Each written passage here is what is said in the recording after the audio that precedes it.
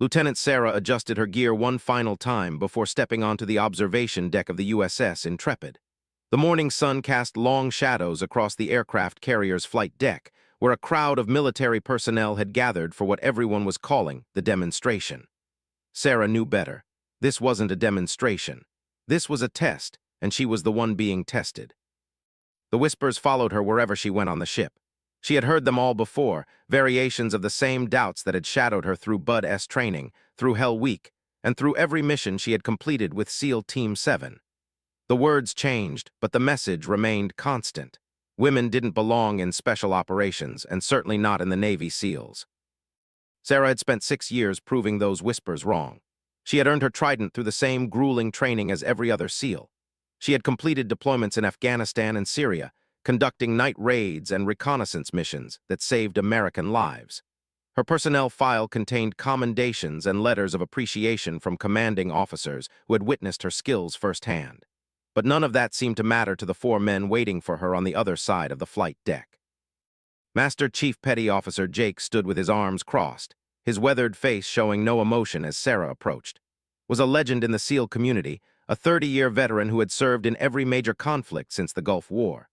Behind him stood 3 other Special Operations personnel: Staff Sergeant Mike from the Army's Delta Force, Gunnery Sergeant Tom Williams from Force Reconnaissance, and Chief Petty Officer Dave from SEAL Team 6.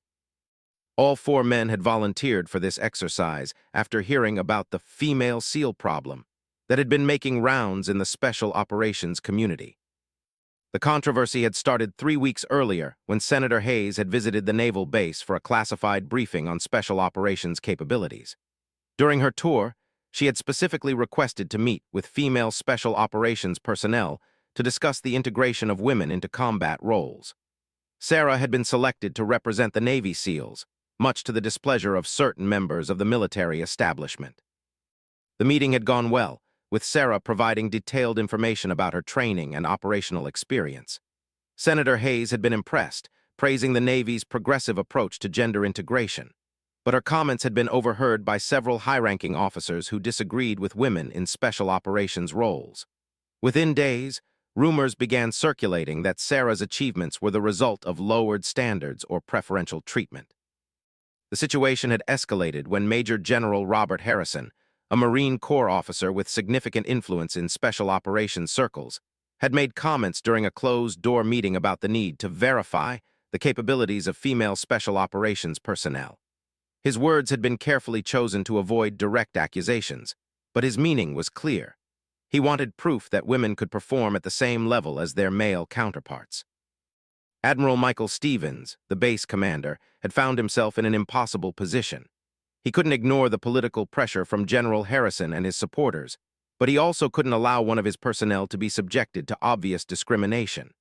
After consulting with his legal advisors and superior officers, he had proposed a compromise, a voluntary demonstration exercise that would showcase the capabilities of all special operations personnel stationed at the base. The exercise had been designed as a combat simulation involving multiple scenarios that would test various skills essential to special operations work. Participants would be evaluated on marksmanship, hand-to-hand combat, tactical decision-making, and mission execution under pressure. The results would be documented and shared with relevant military leadership to address any concerns about operational readiness. Sarah had volunteered immediately, despite knowing that she would be under intense scrutiny. She understood that her performance would not only affect her own career, but could potentially impact opportunities for other women seeking to serve in special operations roles. The weight of that responsibility had driven her to prepare more intensively than she ever had for any mission. For 3 weeks, she had dedicated every available hour to training.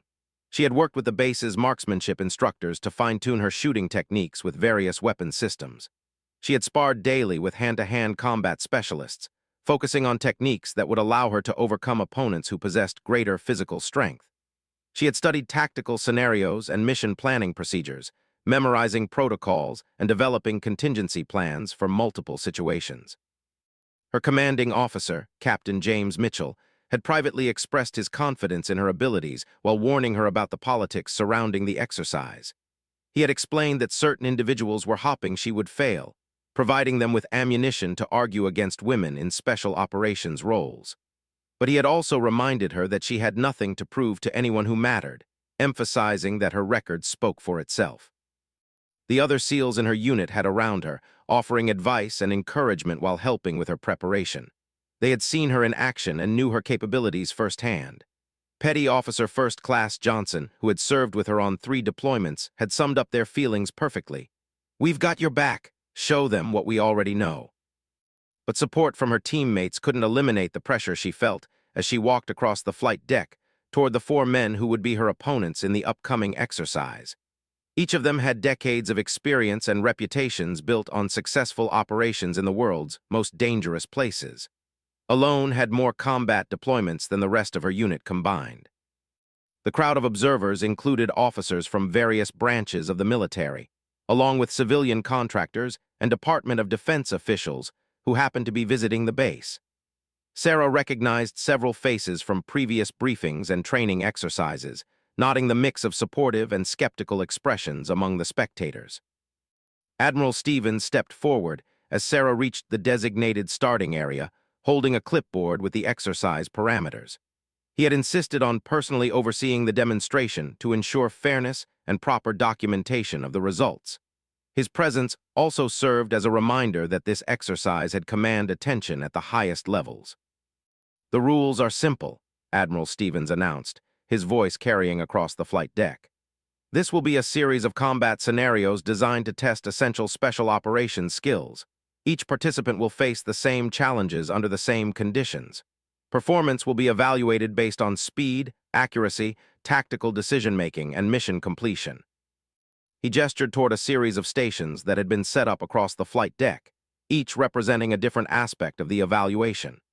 The first station consisted of a shooting range with targets at various distances, designed to test marksmanship skills with different weapons under time pressure. The second station featured hand-to-hand combat scenarios using protective gear and simulated weapons. The third involved a tactical puzzle requiring participants to plan and execute a simulated mission rescue under time constraints. "The final scenario," Admiral Stevens continued, "will be a comprehensive test combining all evaluated skills. Participants will navigate a course that includes shooting, combat, and tactical decision-making elements, with their performance timed and scored according to established military criteria." Sarah noticed Master Chief watching her carefully as the Admiral explained the rules. His expression remained neutral, but she caught a hint of what might have been respect in his eyes.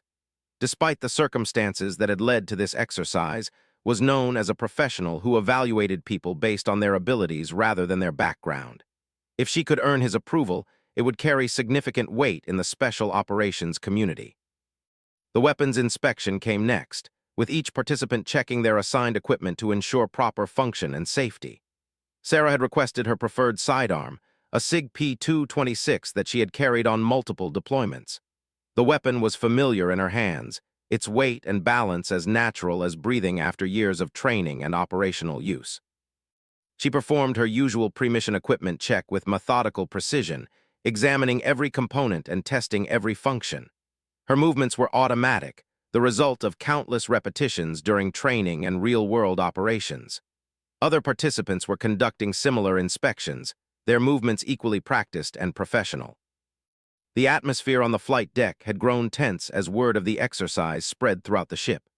More personnel had gathered to watch, creating an audience that included sailors, Marines, and civilian contractors. Sarah could hear fragments of conversations, with opinions ranging from strong support to obvious skepticism about her chances against the 4 experienced operators. Captain Mitchell approached her during the equipment inspection phase, speaking in a low voice that wouldn't be overheard by the observers. "Remember, you've done this before," he said. "Trust your training and don't let the pressure get to you. You belong here as much as anyone." His words provided welcome reassurance, but Sarah knew that belonging and proving it were 2 different things. She had belonged in every challenging situation she had faced during her military career, but she had been required to prove it repeatedly. This exercise was simply the latest and most public test of her capabilities. The crowd had continued to grow as personnel from other ships and shore facilities arrived to witness the demonstration. Sarah recognized some faces from joint training exercises and inter-service exchanges, noting that word of the exercise had spread far beyond the immediate base community.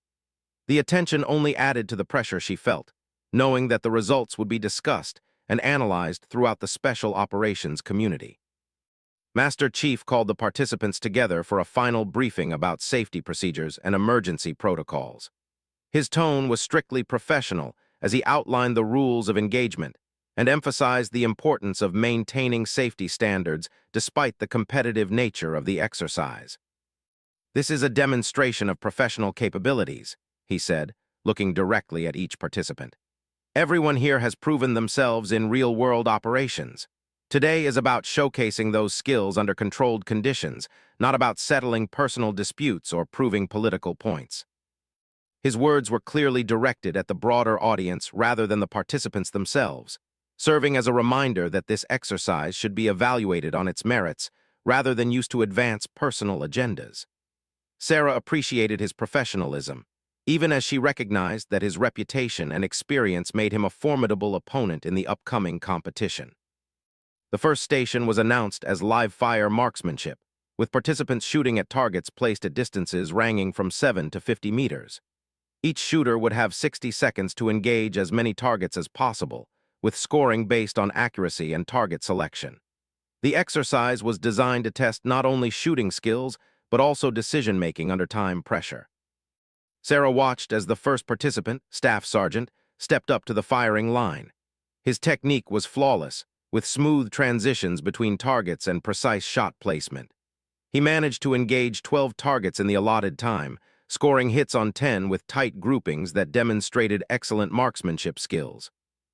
Gunnery Sergeant Williams followed, employing a slightly different technique that emphasized rapid target acquisition over perfect precision. His approach proved effective, allowing him to engage 14 targets with 11 hits. His shooting style reflected his force reconnaissance background, where speed often mattered more than perfect accuracy in combat situations. Chief Petty Officer's performance showcased the methodical approach favored by SEAL Team 6, with careful target selection and deliberate shot placement. He engaged 10 targets but scored hits on all 10, with several shots placed in the center ring of the targets. His approach sacrificed quantity for quality, demonstrating confidence in his shooting abilities. Master Chief stepped up to the firing line last among the 4 men, his movements economical and precise. His decades of experience showed in every aspect of his performance, from his stance to his breathing to his trigger control. He engaged 13 targets and scored hits on 12, with shot groups that would have been impressive for a competitive marksman. The pressure built as Sarah's turn approached. She could feel the eyes of every observer focused on her as she stepped up to the firing line, knowing that her performance would be analyzed and discussed for months to come. The weight of representation pressed down on her shoulders, but she forced herself to focus on the familiar routine of preparing to shoot. She settled into her shooting stance, feeling the familiar comfort of her weapon in her hands. The targets seemed to snap into focus as she controlled her breathing and prepared for the time signal. In that moment, all the external pressure faded away, leaving only the essential elements of marksmanship: sight alignment, breathing control, and trigger discipline. The signal came, and Sarah began engaging targets with smooth, controlled movements that reflected years of intensive training and operational experience. Each shot was deliberate and precise, with barely perceptible pauses as she transitioned between targets and confirmed her hits. Her movements flowed like a carefully choreographed dance, economical and efficient. The observers fell silent as they watched her work through the course, her technique demonstrating a level of proficiency that matched or exceeded what they had witnessed from the other participants. There were no wasted movements or unnecessary delays, just the steady rhythm of professional marksmanship executed under pressure.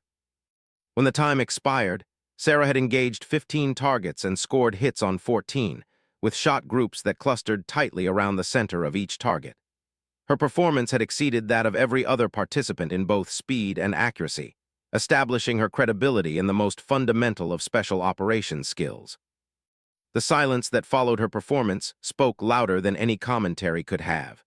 Even the skeptics in the audience had to acknowledge the quality of her shooting, which had demonstrated not only technical proficiency, but also the mental composure necessary for combat operations. Master Chief nodded approvingly as he examined her targets, his professional assessment clearly favorable despite the circumstances that had led to the exercise. "Outstanding shooting," he said simply, his words carrying weight due to his reputation and experience. The second station presented an entirely different challenge. Hand-to-hand combat had always been the area where Sarah faced the most skepticism from her critics. The physical differences between men and women were undeniable, and many argued that these differences made women unsuitable for special operations roles that might require close-quarters combat. Sarah understood the physics involved. The four men she would be facing possessed natural advantages in terms of muscle mass, bone density, and overall physical strength. Staff Sergeant was built like a heavyweight boxer, with broad shoulders and powerful arms developed through years of intensive training. Gunnery Sergeant Williams had the lean, athletic build of a marathon runner, but with the added muscle mass of someone who specialized in combat operations. Chief Petty Officer possessed the balanced physique typical of Navy SEALs, combining strength, endurance, and agility in equal measure. Master Chief, despite being in his late 40s, maintained the physical condition of someone half his age through decades of military discipline. But Sarah had learned long ago that technique and strategy could overcome raw physical strength. During her preparation for Bud S training, she had studied martial arts that emphasized leverage, timing, and precision over brute force. She had earned black belts in jiu-jitsu and MAGA, focusing on techniques specifically designed to allow smaller fighters to defeat larger opponents. The combat scenarios were designed to test various aspects of close-quarters fighting skills. The first involved weapon retention, where participants would face an opponent attempting to disarm them while they defended their sidearm. The second tested unarmed combat skills in a confined space simulation. The third scenario involved defending against multiple attackers using both armed and unarmed techniques. Each scenario would be conducted with protective equipment and simulated weapons to ensure safety while maintaining realism. Professional referees with extensive martial arts backgrounds would evaluate performance based on technique, effectiveness, and tactical decision-making rather than simply determining winners and losers. Staff Sergeant volunteered to go first, facing off against Master Chief in the weapon retention scenario.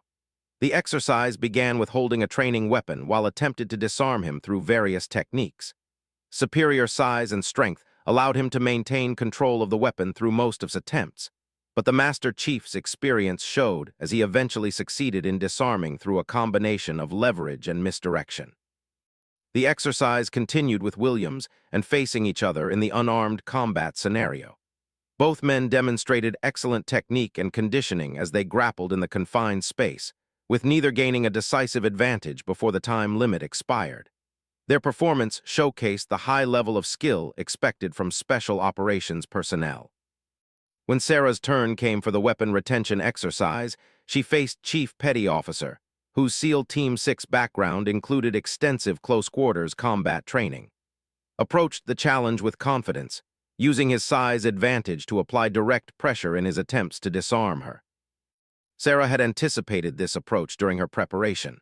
Instead of trying to match strength directly, she used his momentum against him, employing redirection techniques that turned his power into a disadvantage.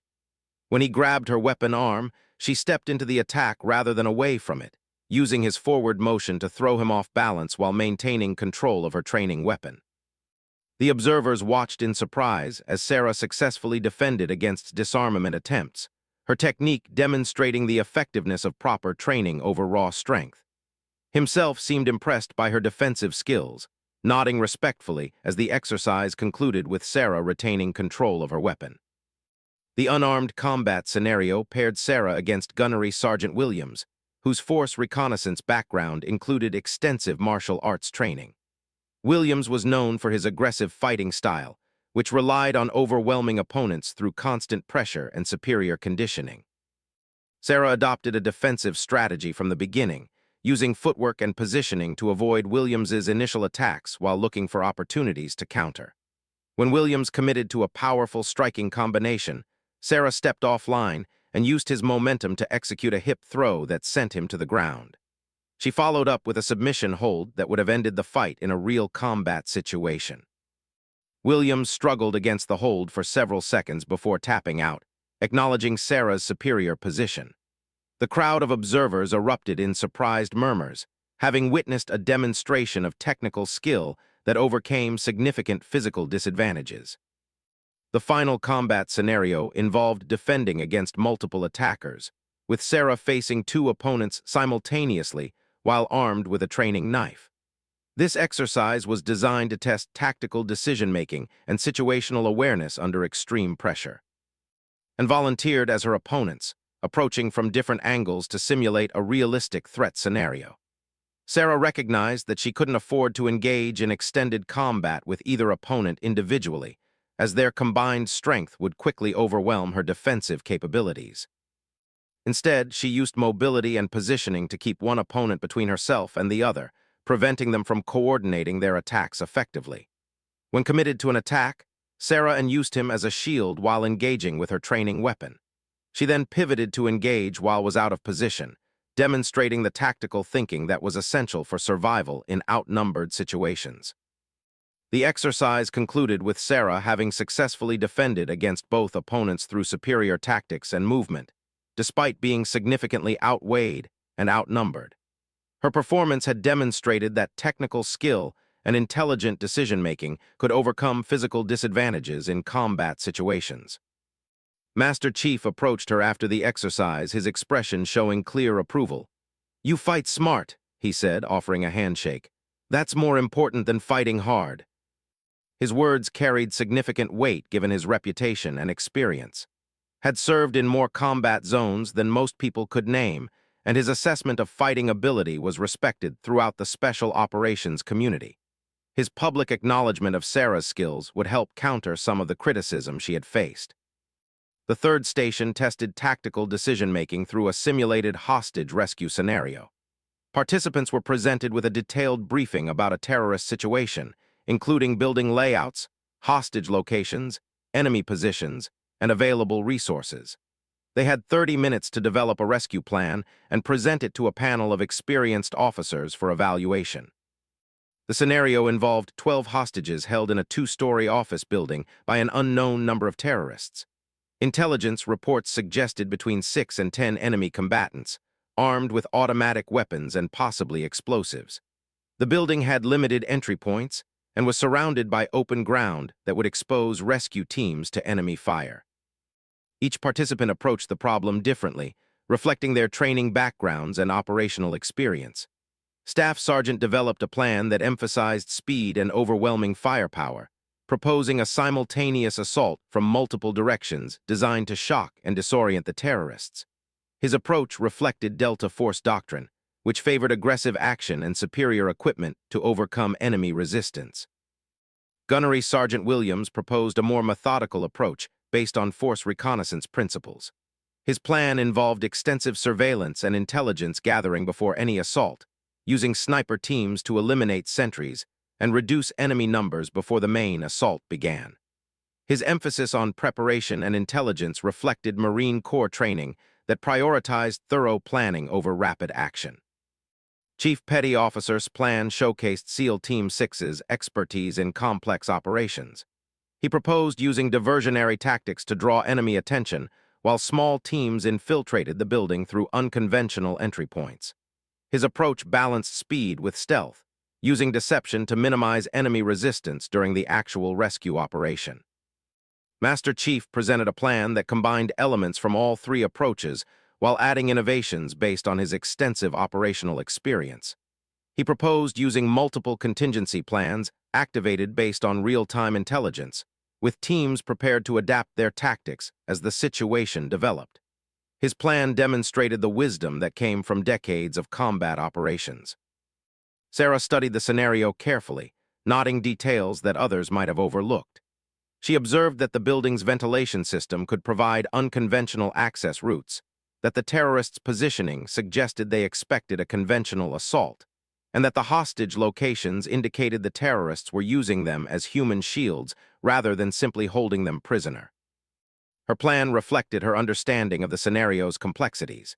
She proposed using the building's ventilation system to insert small teams directly into the hostage areas while creating diversions at conventional entry points.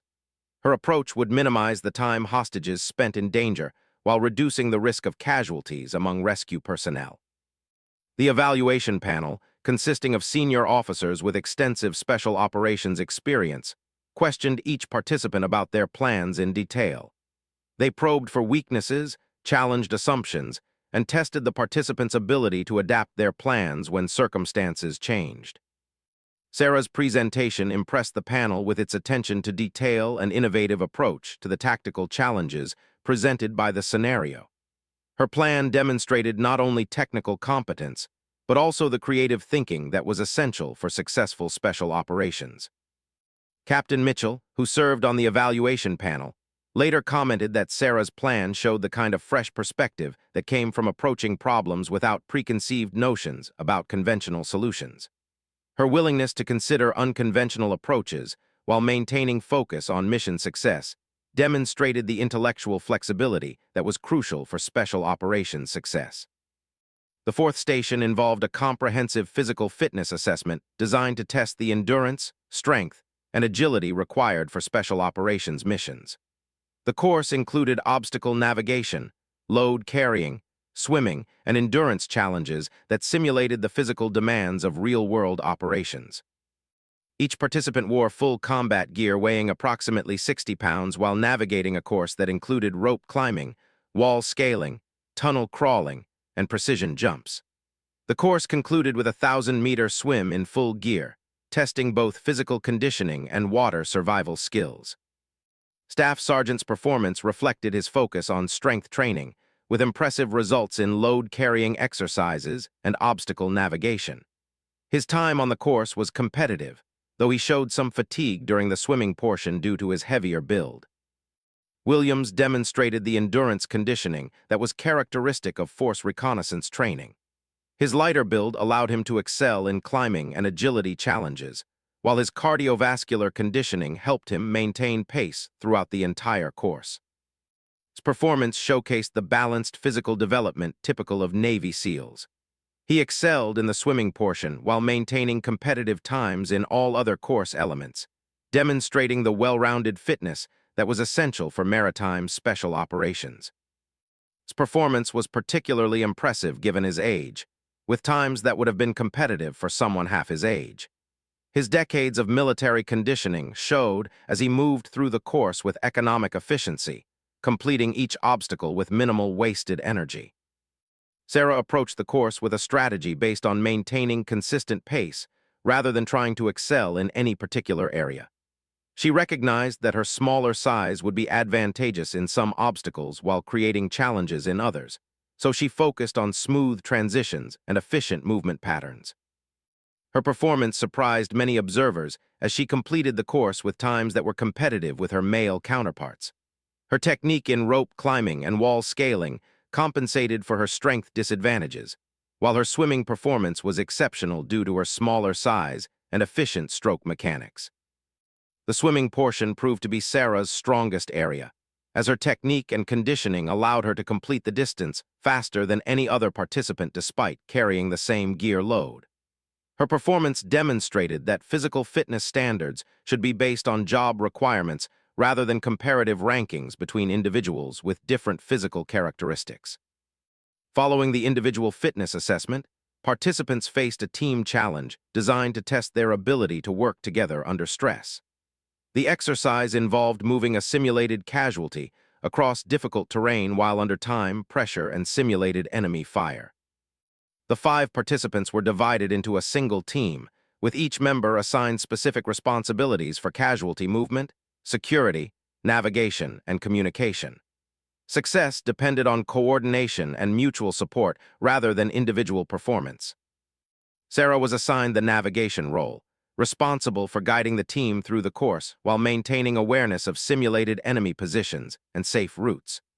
Her performance in this role demonstrated her ability to function effectively as part of a special operations team, making tactical decisions while coordinating with team members. The exercise concluded successfully, with the team completing the casualty evacuation within the time limit while avoiding simulated enemy contact. The collaborative nature of the challenge provided an opportunity for the participants to work together as professionals rather than competitors. Master Chief commented afterward that the team exercise had demonstrated the most important quality for special operations success: the ability to work effectively with others regardless of personal differences or backgrounds. His observation reminded everyone present that special operations missions succeeded or failed based on team performance rather than individual achievements. The day's exercises had demonstrated Sarah's competence across all areas tested, but she knew that the most challenging part of the evaluation was still to come. The final exercise would combine all the skills tested individually into a comprehensive scenario that would test her ability to perform under maximum pressure, while being observed by critics who were hoping to see her fail. As the participants prepared for the final challenge, Sarah felt a mixture of confidence and apprehension. Her performances throughout the day had exceeded her own expectations and clearly impressed many observers. But she also understood that the final exercise would be the most difficult, and that her critics would focus on any weaknesses or failures they could identify. The crowd of observers had grown throughout the day as word of the exercises spread throughout the naval base and beyond. Sarah could see representatives from various military branches, civilian contractors, and Department of Defense officials who had come to witness the demonstration. The level of attention only added to the pressure she felt as she prepared for the culminating challenge. The final exercise was announced as the ultimate test of special operations capabilities. Admiral Stevens stepped forward with a serious expression, holding a sealed envelope containing the scenario details that had been developed by a committee of senior special operations officers from all military branches. "This exercise will simulate a real-world mission scenario," Admiral Stevens announced to the assembled crowd. "Each participant will face the same tactical situation independently, and their performance will be evaluated based on mission success, tactical decision-making, and adherence to rules of engagement." He opened the envelope and read the scenario aloud. "Intelligence reports indicate that a high-value target has been located in a compound approximately 2 kilometers from this position.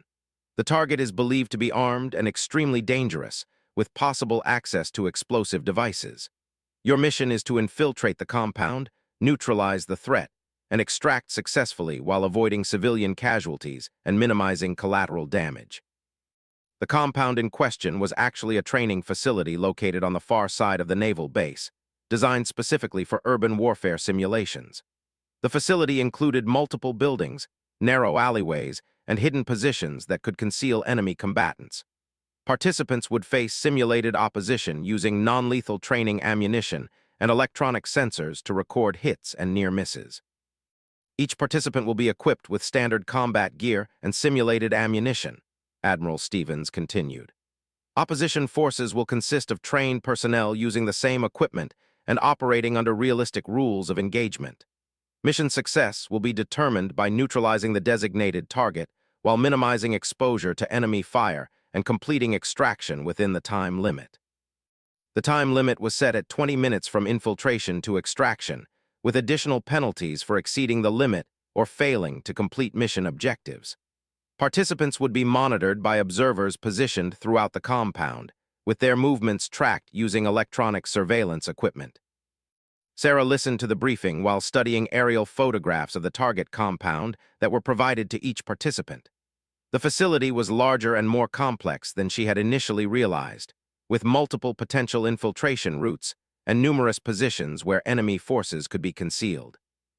The compound consisted of a main building surrounded by several smaller structures, all enclosed within a perimeter fence topped with simulated razor wire. Guard towers at each corner of the compound provided overwatch positions for defensive forces, while the building layouts created numerous potential ambush points for anyone attempting to infiltrate the facility. Intelligence briefings indicated that the high-value target was located somewhere within the main building, but his exact position was unknown. Opposition forces were estimated to consist of 6 to 8 trained personnel positioned throughout the compound, with additional reserves available if needed. Each participant would have 30 minutes to study the available intelligence and develop their infiltration plan before beginning the exercise. They were permitted to request additional information about specific aspects of the compound, but intelligence officers warned that some information might not be available or might be outdated.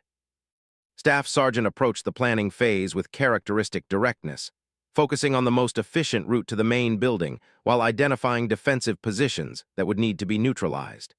His plan emphasized speed and overwhelming firepower, reflecting Delta Force doctrine that favored aggressive action over stealth in time-sensitive situations. Identified the main gate as his primary infiltration point, reasoning that a frontal assault would be unexpected and would allow him to engage defensive positions before they could coordinate their response. His plan called for rapid movement through the compound while engaging targets of opportunity, culminating in a systematic clearance of the main building. Gunnery Sergeant Williams chose a more methodical approach based on force reconnaissance principles. He studied the compound perimeter carefully, identifying potential infiltration points that would allow him to avoid the most heavily defended areas. His plan emphasized stealth and intelligence gathering, with provisions for adapting tactics based on enemy positioning. Williams planned to infiltrate through the rear of the compound, using available cover to avoid detection while moving toward the main building. His approach would take longer than frontal assault, but would reduce the risk of encountering prepared defensive positions. Chief Petty Officer's plan reflected SEAL training that emphasized amphibious and unconventional warfare tactics. He noted that the compound was located near a drainage canal that could provide concealed approach routes, and his plan called for using this natural feature to avoid perimeter defenses entirely. His infiltration would begin from the water, using the drainage system to reach a point directly beneath the main building. His approach would be the most technically challenging, but would also provide the greatest element of surprise. Master Chief developed a plan that combined elements from multiple approaches while adding innovations based on his extensive operational experience. He proposed using diversionary tactics to draw defensive attention while infiltrating through an unexpected route, then adapting his tactics based on enemy response patterns. His plan demonstrated the tactical flexibility that came from decades of combat experience, with multiple contingency options based on various scenarios that might develop during the mission. His approach showed the wisdom of preparing for uncertainty rather than assuming that initial plans would survive contact with the enemy. Sarah studied the intelligence materials carefully, noting details that others might have overlooked. She observed that the compound's lighting system created shadows that could provide concealment routes, that the guard tower positions had blind spots that could be exploited, and that the building ventilation systems might provide alternative entry points. Her plan reflected her understanding of the compound's vulnerabilities and the psychology of defensive operations. She proposed using the defenders' expectations against them by approaching from a direction that appeared to be the least viable, but actually offered significant advantages for someone with the right skills and equipment. Sarah's infiltration route would take her through the compound's utility areas, using maintenance tunnels and service passages that were designed to be invisible to casual observers.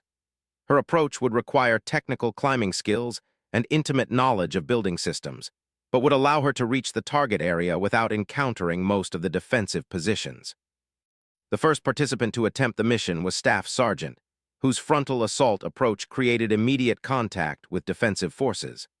Electronic sensors recorded multiple hits as engaged targets while advancing toward the main building, his aggressive tactics allowing him to overcome defensive positions through superior firepower and movement. His mission time was 12 minutes and 30 seconds, well within the time limit. However, electronic scoring indicated that he had sustained several hits that would have caused casualties in a real-world scenario. His aggressive approach had achieved mission success, but at significant personal risk. Gunnery Sergeant Williams began his infiltration from the rear of the compound, using available cover to avoid detection while moving methodically toward his objective. His stealth approach allowed him to avoid most enemy contact during the infiltration phase, but his movement speed was slower than direct assault. Williams encountered his first opposition while approaching the main building, resulting in a firefight that lasted several minutes as he maneuvered to overcome defensive positions. His mission time was 17 minutes and 40 seconds, with electronic scoring indicating minimal exposure to enemy fire during most of the infiltration. Chief Petty Officer Swatter approach proved to be highly effective, allowing him to reach the main building without being detected by perimeter defenders. His technical skills in underwater movement and building infiltration demonstrated the specialized capabilities that made SEAL operations successful in challenging environments. Completed his mission in 14 minutes and 15 seconds with no recorded hits during the infiltration phase. However, he encountered significant resistance during the building clearance portion of the mission, resulting in extended engagement with defensive forces. Master Chief's approach demonstrated the tactical sophistication that came from decades of operational experience. His diversionary tactics successfully drew defensive attention away from his actual infiltration route, allowing him to reach the main building with minimal opposition. His mission time was 11 minutes and 50 seconds, the fastest recorded so far. His tactical innovations and adaptive planning had allowed him to overcome defensive positions efficiently while minimizing his exposure to enemy fire. His performance set a high standard for mission execution. Sarah's turn came as the sun began to set, casting long shadows across the compound that would affect visibility for both attackers and defenders. She had requested to go last, hoping to use the changing light conditions to her advantage while observing how defensive forces responded to previous infiltration attempts. Her infiltration began from a position that appeared to offer no tactical advantages, leading observers to question her route selection. However, Sarah had identified utility access points that would allow her to move through areas that defenders couldn't effectively monitor or control. Using technical climbing equipment, Sarah accessed the compound's utility infrastructure through a maintenance tunnel that connected to the main drainage system. Her movement was invisible to perimeter defenders, who were focused on more conventional infiltration routes based on the previous participants' approaches. Sarah's route took her directly beneath the main building through service tunnels that provided access to the structure's mechanical systems. Her approach required precise navigation in complete darkness while carrying full combat equipment, but it allowed her to emerge inside the building without alerting defensive forces. The observers tracking her movement through electronic sensors were amazed as Sarah appeared inside the main building without triggering any of the perimeter detection systems. Her infiltration had been so unexpected that defensive forces were still positioned to repel attacks from conventional directions. Sarah moved through the building using her knowledge of typical office layouts and defensive positioning. She avoided areas where defenders would logically position themselves while moving efficiently toward the location where intelligence suggested the high-value target would be found. Her clearance of the building demonstrated tactical skills that impressed even the most skeptical observers. She used sound discipline and movement techniques to avoid detection while systematically eliminating simulated opposition forces that she encountered. Her engagement sequences were brief and decisive, with electronic scoring indicating precise shot placement. The high-value target was located in a secured office on the building's second floor, defended by two opposition forces positioned to cover all conventional approach routes. Sarah's unexpected appearance from the building's service areas allowed her to engage both defenders before they could react effectively. Electronic sensors recorded the neutralization of the high-value target within seconds of Sarah's arrival in the target area. Her extraction began immediately, using a different route than her infiltration to avoid defensive forces that might have repositioned during her building clearance. Sarah's extraction route took her through the building's exterior wall using rappelling techniques, allowing her to reach the ground outside the compound perimeter without encountering additional opposition. Her mission time from infiltration to extraction was 8 minutes and 47 seconds, significantly faster than any previous participant. More importantly, electronic scoring indicated that Sarah had completed the entire mission without sustaining any hits from simulated enemy fire. Her tactical approach had been so effective that defensive forces never had the opportunity to engage her effectively. The silence that followed Sarah's mission completion was profound. Observers who had gathered expecting to witness her failure found themselves watching a demonstration of tactical excellence that exceeded anything they had seen from the other participants. Master Chief was the first to speak, his voice carrying across the compound as he addressed the assembled crowd. "That was a textbook demonstration of special operations tactics," he said. "Mission success with 0 casualties and minimal time exposure. Outstanding work." His professional assessment carried enormous weight given his reputation and experience.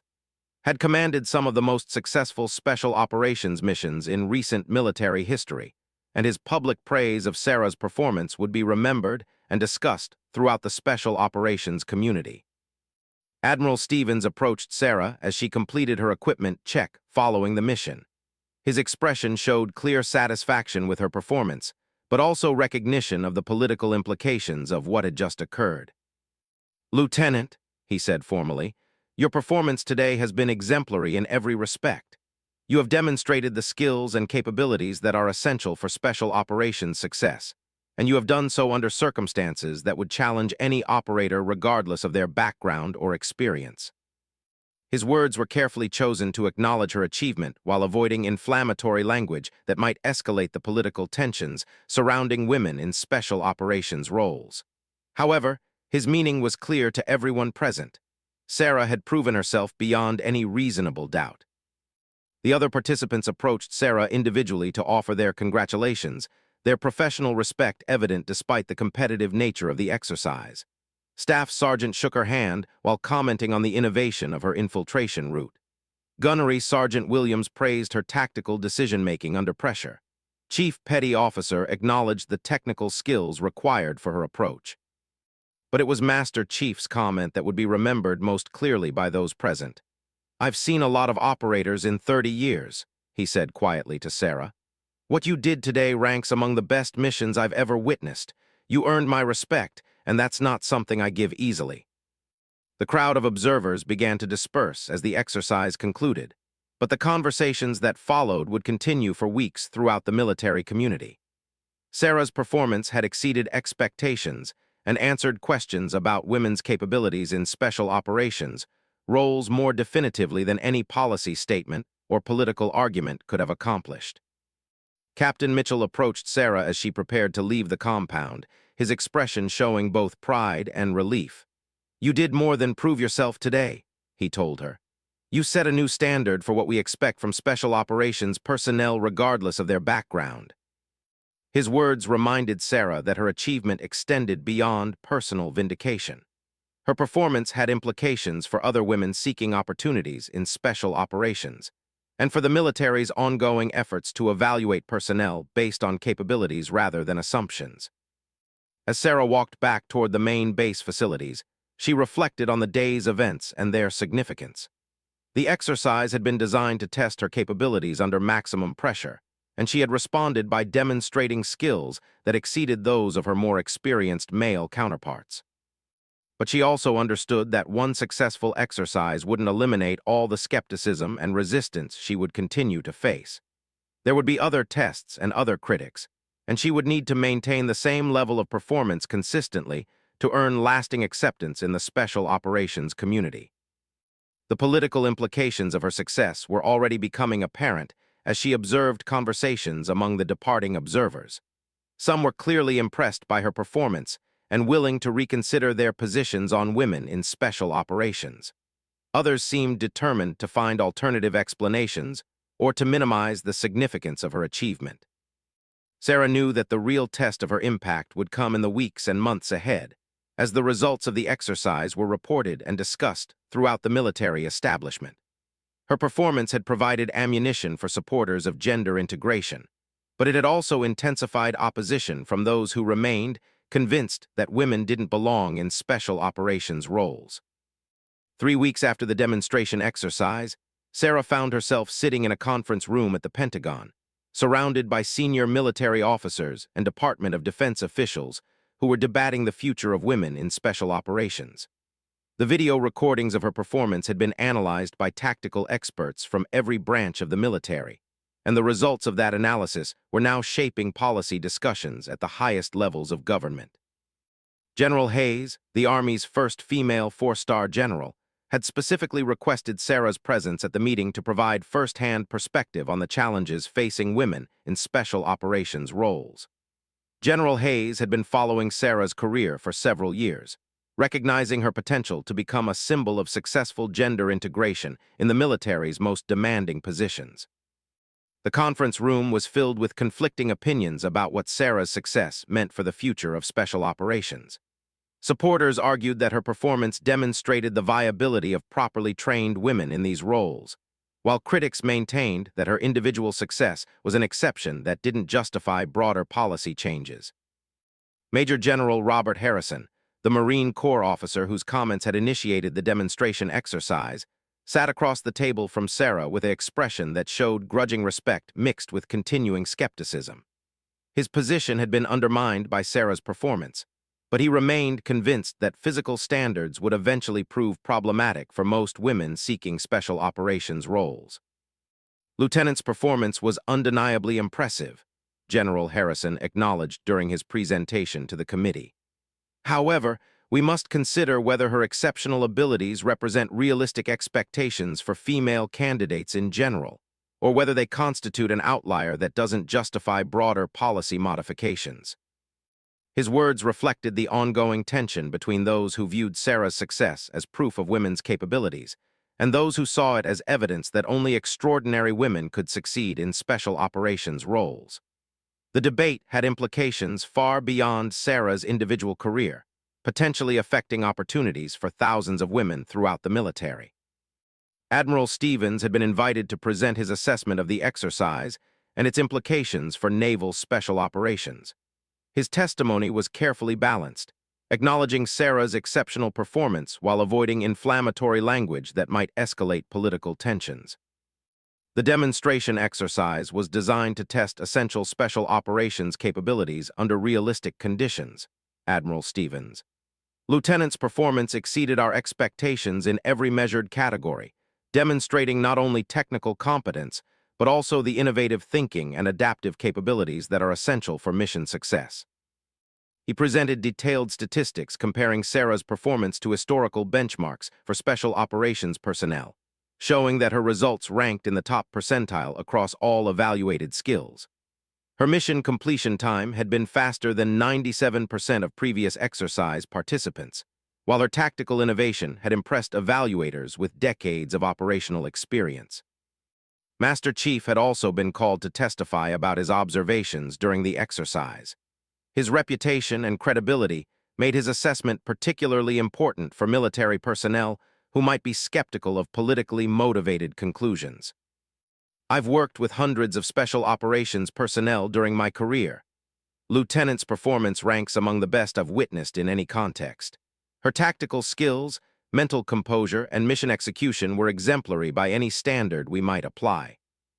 His words carried significant weight because of his reputation for honest assessment and his initial skepticism about women in special operations roles. His public endorsement of Sarah's capabilities would influence opinions throughout the special operations community.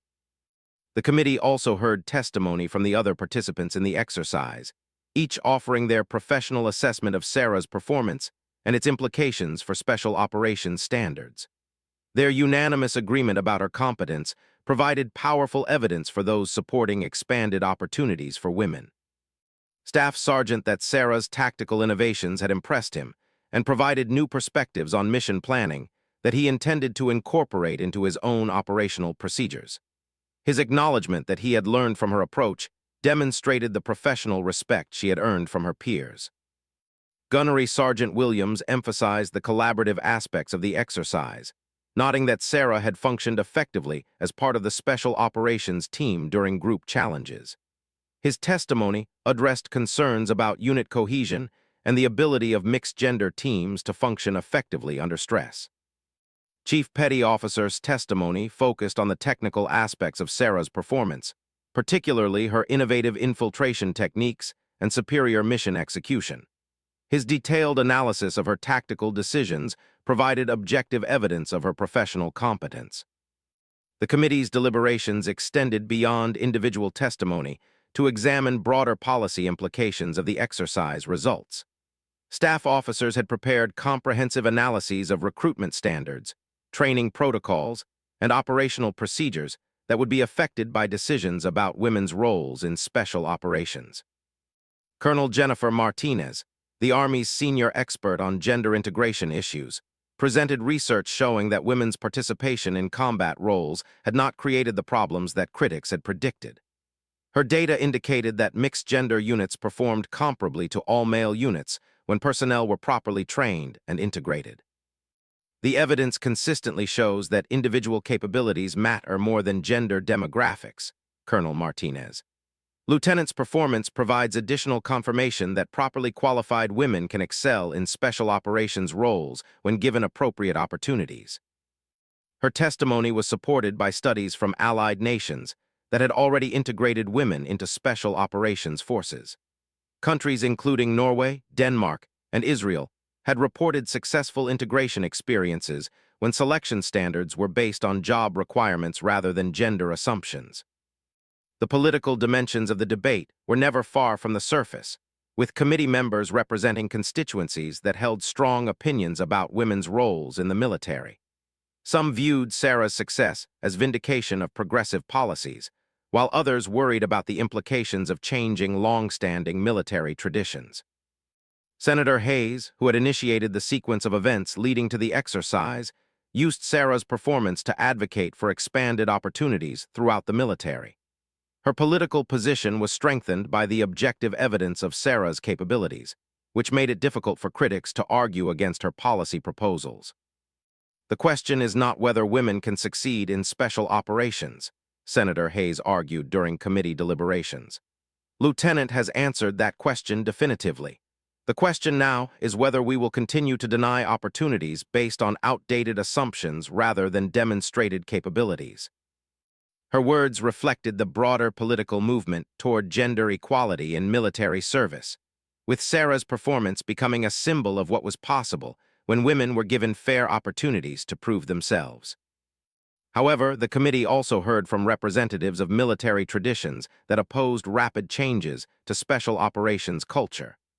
These voices argued that Sarah's individual success shouldn't be used to justify wholesale modifications to selection standards or operational procedures that had been developed through decades of experience. Retired General William, a highly respected former Special Operations commander, about his concerns regarding the physical demands of special operations missions and the potential risks of lowering standards to accommodate women candidates. Special operations personnel face extreme physical challenges in real-world missions, General argued. While Lieutenant's performance was impressive, we must consider whether maintaining current standards will allow sufficient numbers of women to qualify for these roles, and whether modifying standards would compromise operational effectiveness. His testimony reflected genuine concerns about mission success and personnel safety, rather than simple resistance to change. His questions about implementation details required thoughtful responses from integration supporters who needed to address practical concerns while maintaining their advocacy for expanded opportunities. The committee's technical advisors presented detailed analyses of the physical and cognitive demands associated with various special operations missions, comparing these requirements to the capabilities demonstrated by Sarah and other successful personnel. Their research indicated that job-relevant standards could maintain operational effectiveness while providing fair opportunities for qualified women. Dr. Susan Mitchell, a sports medicine specialist who had studied military physical training programs, about the physiological factors affecting women's performance in military roles. Her research showed that while average differences existed between men and women, individual variation was significant enough to make gender-based exclusions inappropriate for roles requiring specific capabilities. Individual assessment based on job-relevant criteria is more accurate than group-based assumptions, Dr. Mitchell. Lieutenant's performance demonstrates that some women can exceed the physical and mental requirements for special operations success, and selection procedures should identify these individuals rather than excluding them based on statistical averages. Her scientific perspective provided objective support for policies based on individual capabilities rather than group characteristics, reinforcing the arguments made by integration advocates throughout the hearing process. The debate also addressed concerns about unit cohesion and the potential impact of gender integration on team effectiveness. Military sociologists had studied these issues extensively, comparing performance data from integrated and non-integrated units across various military contexts. Dr. Robert Johnson, a military psychologist with extensive research experience, presented findings indicating that properly managed integration could enhance rather than diminish unit performance. His studies showed that diverse teams often outperformed homogeneous teams in problem-solving and tactical innovation. Lieutenants' tactical innovations during the exercise demonstrate the potential benefits of cognitive diversity in special operations, Dr. Johnson. Her unique perspective led to approaches that her male counterparts hadn't considered, suggesting that integration could enhance rather than compromise operational effectiveness. His research addressed one of the most persistent concerns about women's roles in special operations, providing evidence that gender integration could provide tactical advantages rather than simply representing a social experiment with uncertain military benefits. As the committee's deliberations continued, Sarah found herself at the center of discussions that would affect military policy for decades to come. Her individual achievement had become a focal point for broader debates about merit, opportunity, and the future direction of American military forces. The pressure of representing all women seeking special operations opportunities weighed heavily on Sarah's shoulders as she listened to the various testimonies and arguments. She understood that her performance would be analyzed and debated long after the committee completed its work, and that other women would be judged based on comparisons to her achievements. During her own testimony, Sarah focused on the professional aspects of her experience rather than the political implications of her success. She described her training process, her operational experience, and her perspective on the factors that contributed to mission success in special operations contexts. Special operations success depends on individual capabilities, team coordination, and adaptive thinking, Sarah. These qualities aren't determined by gender, but by training, experience, and personal commitment to excellence. The exercise demonstrated that properly qualified personnel can succeed regardless of their background when they're given appropriate opportunities and support.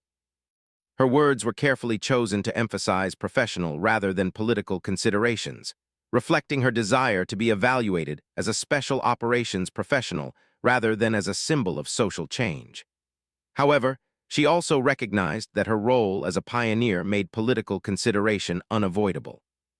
The committee's questions for Sarah ranged from technical details about her tactical decisions during the exercise to broader perspectives on the challenges facing women in military careers. Her responses demonstrated both professional competence and thoughtful consideration of the policy implications surrounding her achievements. When asked about the physical challenges of special operations training, Sarah acknowledged that women faced different obstacles than men, while emphasizing that individual determination and proper preparation could overcome these challenges for motivated candidates. The training was extremely demanding, but the standards were job-relevant, and meeting them required dedication rather than any specific physical characteristics.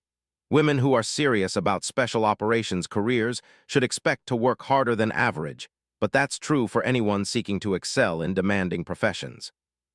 Her honest assessment of the challenges involved helped address concerns about lowered standards, while maintaining that qualified women could meet existing requirements with appropriate preparation and support. The committee's final deliberations would take place over several weeks as members considered the evidence presented during the hearings. Sarah's role in these discussions was complete, but she understood that the decisions made by the committee would affect her career and the opportunities available to other women for years to come. As she prepared to leave Washington and return to her operational duties, Sarah reflected on the unexpected path that had led from a routine political briefing to testimony before senior military leadership. Her individual achievement had become part of a larger conversation about opportunity and merit in American military service. The outcome of the committee's deliberations remained uncertain, but Sarah felt confident that she had represented herself and other women professionally throughout the process. Her performance during the exercise had spoken more clearly than any political argument could have, demonstrating capabilities that couldn't be dismissed or minimized by critics. Walking through the Pentagon corridors after her testimony, Sarah encountered several officers who recognized her from news coverage of the exercise. Their reactions ranged from congratulations to curious questions about her experiences, but most showed the professional respect that she had sought throughout her career. The attention was sometimes uncomfortable, but Sarah recognized that her visibility could help other women by demonstrating that successful integration was possible when personnel were evaluated based on their capabilities rather than preconceived assumptions about their limitations. 6 months after her testimony at the Pentagon, Sarah stood on the deck of the USS Freedom watching the sun rise over the Arabian Sea. The committee's recommendations had been implemented with surprising speed, leading to new policies that opened additional special operations positions to qualified women while maintaining existing performance standards. The changes had created opportunities for other women to follow Sarah's path, but they had also intensified scrutiny of female special operations personnel. Every mission and every training exercise was now analyzed for evidence supporting or contradicting the committee's conclusions about women's capabilities in these roles. Sarah's own career had evolved dramatically since the demonstration exercise. She had been promoted to lieutenant commander and assigned to lead a joint special operations task force responsible for counterterrorism missions throughout the region. Her team included personnel from multiple branches of the military, with both male and female operators working together on complex operations. The task force's first major mission had come 3 months earlier, when intelligence sources identified a terrorist cell operating from a compound in a remote area of Syria. The target represented a high-priority threat that required immediate action, and Sarah's team had been selected to conduct the neutralization mission.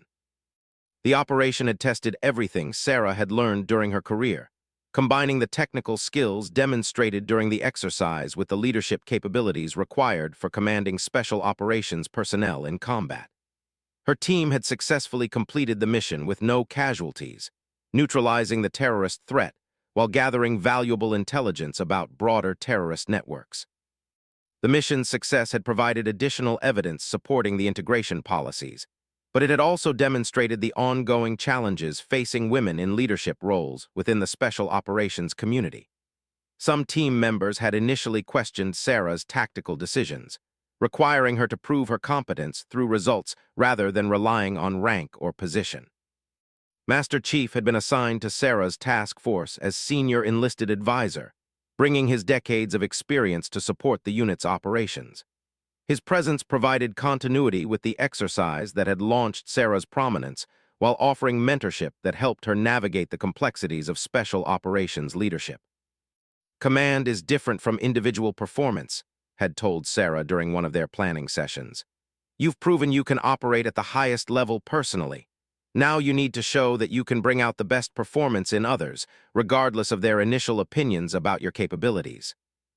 His advice had proven invaluable, as Sarah learned to balance the technical aspects of mission planning with the interpersonal dynamics of leading experienced operators who had their own opinions about tactics and procedures. Her success required earning respect through demonstrated competence rather than demanding it based on formal authority. The task force's second major operation had involved rescuing American civilians who had been kidnapped by a criminal organization operating along the border between Iraq and Turkey. The mission required coordination with local authorities and careful planning to avoid international incidents while ensuring the safety of the hostages. Sarah's tactical planning for the rescue operation had incorporated lessons learned from the demonstration exercise, using unconventional approaches that confused the criminal organization's defensive preparations. Her team had successfully extracted all hostages without casualties, demonstrating the effectiveness of innovative thinking in special operations contexts.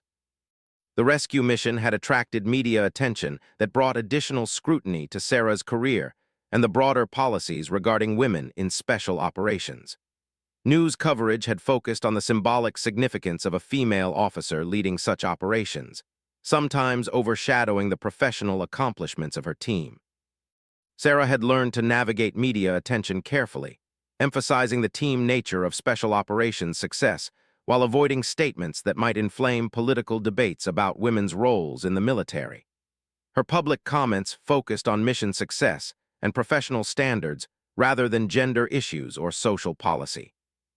The attention had also brought unexpected personal challenges, as Sarah found herself representing not only her own achievements, but also the aspirations of women throughout the military who were seeking expanded opportunities in combat roles. The responsibility of representation sometimes felt overwhelming, particularly when her individual decisions were analyzed for their broader implications. Lieutenant Junior Grade had joined Sarah's task force as one of 3 women assigned to the unit, representing the next generation of female special operations personnel. Had completed SEAL training 6 months after Sarah's demonstration exercise, benefiting from the policy changes that resulted from the committee's recommendations. His presence in the unit had provided Sarah with perspective on how quickly the special operations community was adapting to gender integration. The younger officer had faced fewer institutional barriers than Sarah had encountered, but she still dealt with skepticism from some personnel who questioned women's capabilities. "The exercise you did changed everything for us," had told Sarah during a training evolution.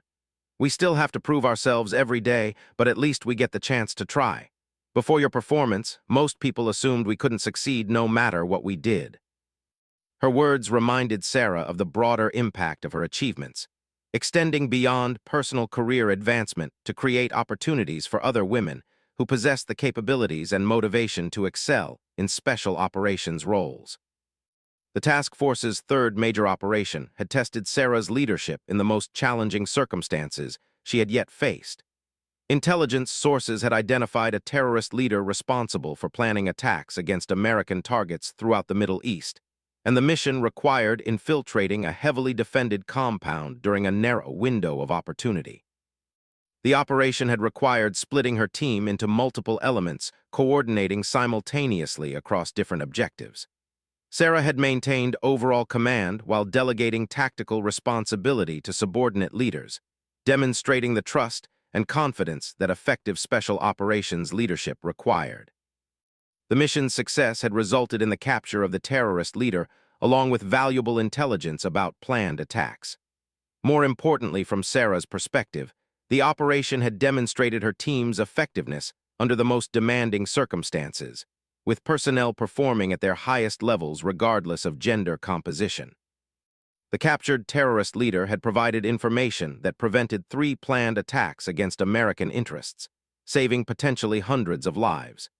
The intelligence breakthrough had justified the risks involved in the operation while demonstrating the strategic value of successful special operations missions. Recognition for the operation's success had come from the highest levels of military and civilian leadership, with Sarah receiving personal commendations from the Secretary of Defense and the President. The attention had elevated her profile within the special operations community while reinforcing the policies supporting women's participation in these roles. However, success had also brought new challenges, as Sarah's visibility made her a target for critics who remained opposed to women in special operations. Some argued that her achievements were the result of favorable treatment or lowered standards, requiring her to maintain exceptionally high performance standards to counter these accusations. The pressure of constant evaluation had affected Sarah's personal life as well as her professional responsibilities. The demands of leading a special operations task force left little time for relationships or activities outside the military, and the scrutiny surrounding her career made normal social interactions difficult. Captain Mitchell, who had been promoted to admiral and assigned to Special Operations Command, had provided guidance about balancing professional success with personal well-being. His advice had helped Sarah maintain perspective about her achievements while preparing for the long-term challenges of a military career in the spotlight. Success in special operations requires sustained excellence over time, Admiral Mitchell had counseled Sarah. Individual achievements matter, but career longevity depends on maintaining high standards while developing the next generation of leaders. Your role now extends beyond personal performance to mentoring and institution building.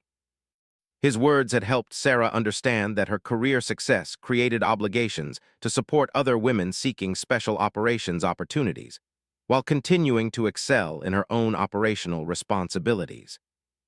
The task force's most recent operation had involved disrupting a weapons smuggling network that was supplying terrorist organizations throughout the region. The mission had required months of intelligence gathering and careful planning to identify key network nodes and optimal intervention points. Sarah's team had conducted simultaneous raids on 3 different locations, coordinating their actions to prevent the smugglers from escaping or destroying evidence. The operation had been successful in dismantling the network while capturing personnel and materials that provided valuable intelligence about terrorist financing and logistics. The weapons interdiction had prevented significant quantities of advanced military equipment from reaching terrorist organizations, potentially saving countless lives while degrading terrorist operational capabilities. The mission's success had demonstrated the strategic impact that well-executed special operations could achieve. As Sarah reflected on her career progression since the demonstration exercise, she recognized that her individual achievements had become part of a larger transformation in military culture. The policies supporting women's participation in special operations had evolved from experimental programs to established procedures that were producing measurable results. Statistical data showed that women were succeeding in special operations, training, and operational assignments at rates that justified the policy changes. Performance evaluations indicated that gender-integrated special operations units were achieving mission success rates comparable to traditional all-male units, while bringing tactical innovations that enhanced overall effectiveness.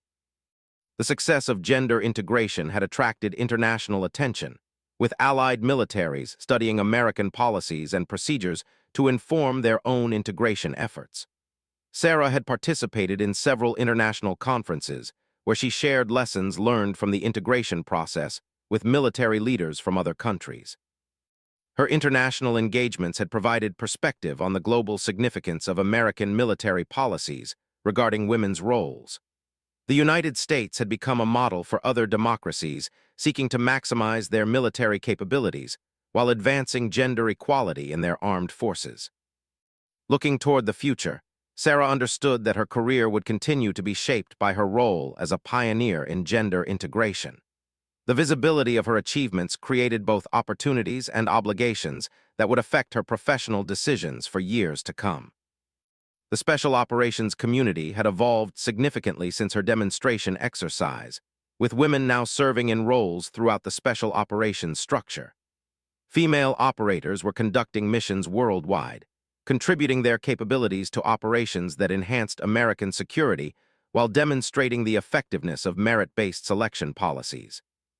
Sarah's task force had become a model for gender integration in special operations, with personnel assignments based on capabilities rather than demographics.